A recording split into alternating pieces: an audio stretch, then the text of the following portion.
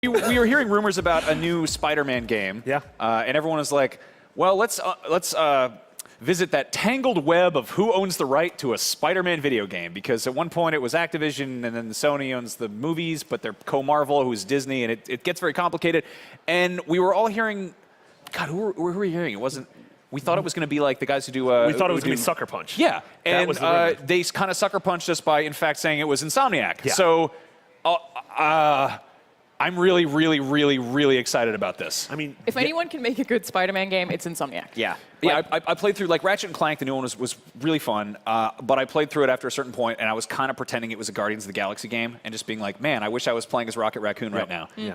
And then crap. Also, like, I know that, there's hype and there's E3 trailers and everything, but, like, there's a lot of game there.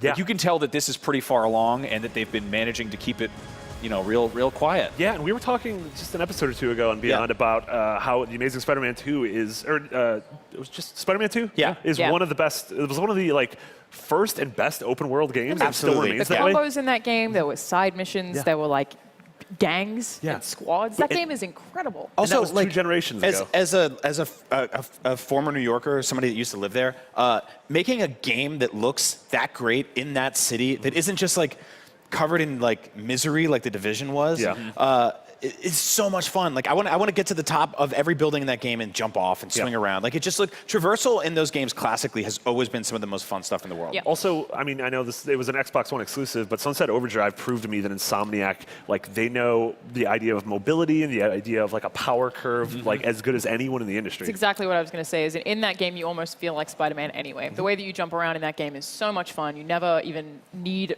a vehicle.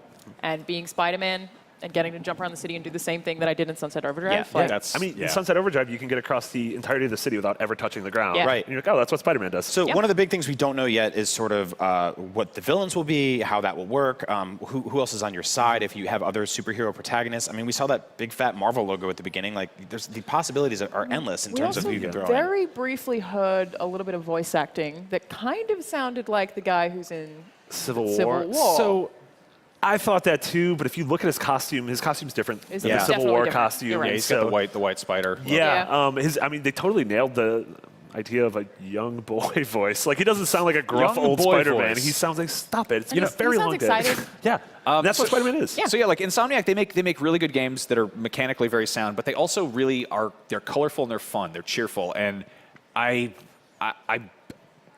Rocksteady's Batman games, fantastic, but also very dark and very gritty, and like seeing a colorful, bright, like the opposite of that, like if it's Insomniac's kind of just chipper tune with good old Spidey there swinging around, like I'm pretty down with that. You know? Yeah. Totally. So yeah, I really What a really great hope- surprise yeah. that was. Just Yeah.